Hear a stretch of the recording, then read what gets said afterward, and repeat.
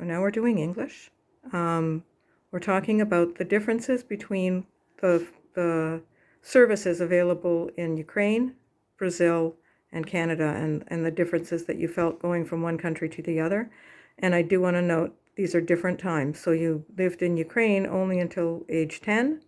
Actually, before you left, because you were in Austria for a few years. So you left Ukraine at like 7 or 8? 7. 7. You arrived in Brazil at age 10. Yes. And then you arrived in Canada around 30, age Yes. 30. So different times, but still very big differences. Very big difference, because here in Canada this was common when was non-existent in Ukraine. Right. So my life until I turned 17 was no piped water in the house. Neither in neither in Brazil nor in Ukraine. Ukraine or Austria or Brazil. Right. Until I turned 17, we didn't have piped water. So can I ask you, this is different from what I covered in the other languages, but in Austria, I'm assuming that some people did have piped water. You just didn't have it. The Austrians did have. Right. Not the refugees. Just not in the refugee camp. Right. Well, we were not living in a camp. We were renting one single room. Okay, but still no piped water. Or no piped water. That used to be office or something. But plenty of people in Austria did have piped water. Oh, those Austrians that were living, the permanent dwellers, yes, they did have piped water. But some people in Brazil also had piped water when you arrived, just not you. Not us. Right. Not the dwelling, the residence, the rooms we could afford to rent. Right. So when we just arrived, we were living in a Ukrainian association. They had a huge building with 2 rooms in the attic. Right. So we were living in the attic. There was a tap on the yard. In the yard, yeah. But we had to bring water by bucket upstairs. Right. And of course the no sewers, so the wastewater was also limited. Right.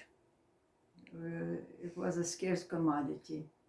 It was free, but the way to obtain it was costly. From there we rented, it was 2 rooms underneath the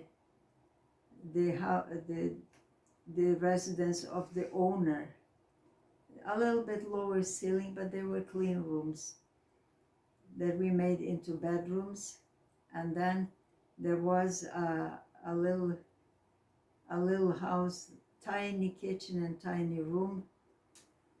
We're kind of running out of time. We can talk about all those places later. Okay. You did say in one difference in Ukraine and Brazil. In Ukraine, you had to have a way of heating the house in the winter because it was a very long, cold winter. In Brazil, southern Brazil, Curitiba, does sometimes get quite cold, but it's very brief and occasional. Brief for a day or 2. Right. So there's no heating. No heating. Yeah. And coming to Canada, having central heat and tap hot and cold water, that was a luxury that we could barely imagine in Brazil. Right. In Brazil, I never had hot water on tap. Yeah, it's still, a lot of people still don't have it. They have little heaters in the bathroom for your shower, but... Yeah. Yeah. Oh, yeah, we had electric shower. Yeah.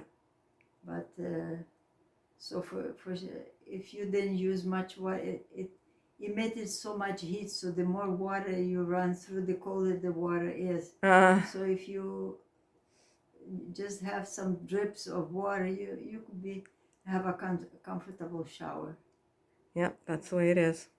All right, that's it.